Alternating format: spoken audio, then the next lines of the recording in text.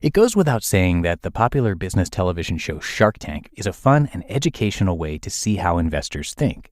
Well, our sponsor, the Another Bite podcast, is here each week to delve deeper into Shark Tank episodes, helping entrepreneurs like you by offering their own unique thoughts, spin-off companies, critiques, and even talking with some of the folks who pitch to the sharks and live to tell the tale.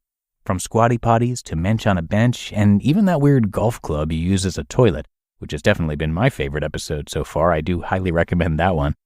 Another Bite takes a fresh look at some of your favorite episodes and answers what these entrepreneurs are up to now. It's an amazing show for getting a more in-depth look at how businesses are built. And no matter where you are in your journey of work or business ownership, you can be sure you'll walk away with a fresh perspective. So listen to Another Bite, brought to you by the HubSpot Podcast Network, wherever you get your podcasts. If you're on the lookout for a great new show to help teach you about business, check out the Hustle Daily Show, brought to you by the HubSpot Podcast Network, the audio destination for business builders. The Hustle Daily Show is your daily dose of business, tech, news, and original stories to keep you in the loop on what's trending in business. Just like here, it's a daily podcast on which their team of writers break down the biggest business headlines in 10 minutes or less and explain why you should care about them. They'll also do deep dives on topics like a man who won the lottery 14 times and why it's nearly impossible to buy an original Bob Ross painting. I checked out a few episodes of the Hustle Daily Show, and to me, it was quick, educational, and feels like the perfect show to pair with OWD. So search for the Hustle Daily Show in your favorite podcast app, like the one you're using right now. You'll be glad you did. This is Optimal Work Daily, episode 1184. Make time for self-reflection. And What Happens If You Don't? By Stephen Warley of LifeSkillsThatMatter.com. And hey there, I am Dan, your narrator and host of Optimal Work Daily, where I read to you every day from these terrific blogs on work and productivity. And today we're going to hear from Stephen Warley, and I'll tell you more about his site, Life Skills That Matter, right after the reading. So let's get to it now and optimize your life. Make Time for Self-Reflection, and What Happens If You Don't? By Stephen Warley of LifeSkillsThatMatter.com. What do you think happens if you don't make time for self-reflection? When you don't reflect, you live in the default state of more, faster, and better. Instead of making choices based on your needs, you make them based on the needs of others or what you think others expect of you. Sure, you're running super fast, but are you sure you're still even headed in the right direction?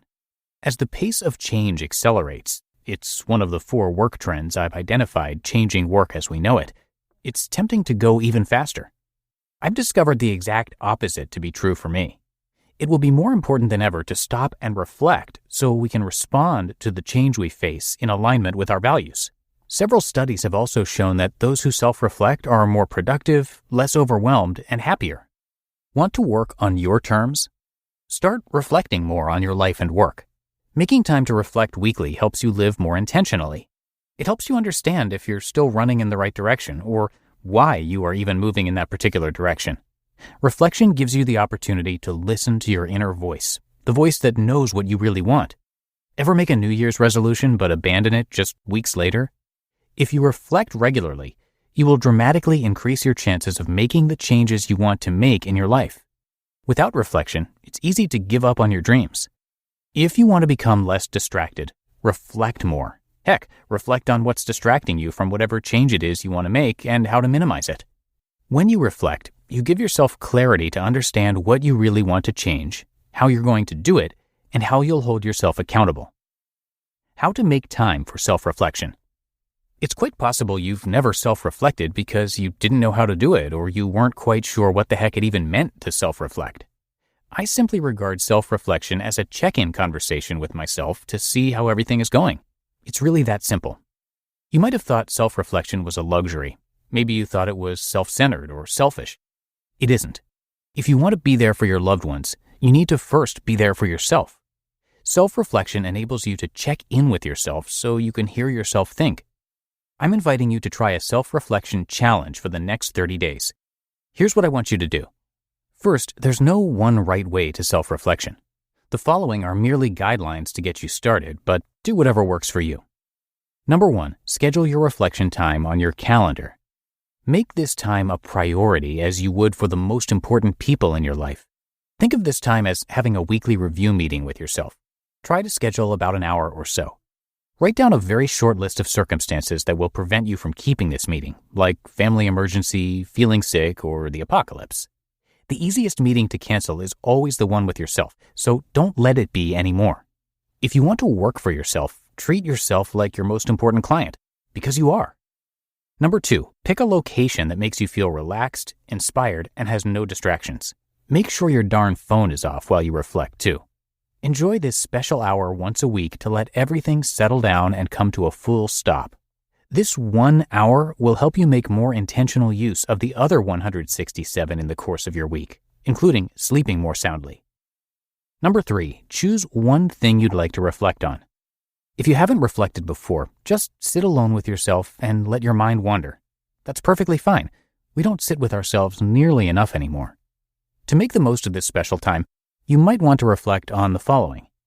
Anything that's bugging you, a feeling you just can't shake, an unfulfilled desire, a challenge you'd like to overcome, all the accomplishments from your previous week, or a change you'd like to make. As you begin reflecting, it's tempting to give into the flood of thoughts in your head, but do your best to also feel how you're feeling. I believe you'll also get so much more from your self-reflection time the more you become aware of your feelings. Your feelings often provide you with a much clearer sense of direction than the chaos of your thoughts. The stillness and the silence might seem uncomfortable at first, but just sit with it. The most powerful insights always occur when everything else slows down. You just listened to the post titled, "Make Time for Self-Reflection and What Happens If You Don't," by Stephen Warley of lifeskillsthatmatter.com. Your business is buried in manual work, taking forever to close the books. If this is you, consider 3 numbers: 37,000, 25, 1. 37,000. That's the number of businesses which have upgraded to NetSuite by Oracle. 25. NetSuite turns 25 this year. That's 25 years of helping businesses do more with less, close their books in days, not weeks, and drive down costs. And 1, because your business is one of a kind. So you get a customized solution for all of your KPIs in one efficient system with one source of truth. Manage risk, get reliable forecasts, and improve margins. NetSuite is giving you the power of having all your information in one place, helping you to make better, more driven decisions as a business owner. Everything you need to grow, all in one place. And you really can't put a price on the power and efficiency that comes with having all of your processes streamlined like this. This is truly an unprecedented offer. Right now, download NetSuite's popular KPI checklist, designed to give you consistently excellent performance absolutely free at netsuite.com/startup. That's netsuite.com/startup to get your own KPI checklist. netsuite.com/startup. Labor strikes, climate change, your beat-up office printer. What do they all have in common? Come on, it's all about the money. Economics is everywhere and everything, fueling our lives even where we least expect it. If you're a fan of Optimal Work Daily and are curious to learn something new and exciting about economics every week, I recommend you listen to the Planet Money podcast from NPR. Planet Money is a different kind of world where the complex economy actually makes sense. Listeners can learn, laugh, and be entertained. And in addition, I find it to be really educational.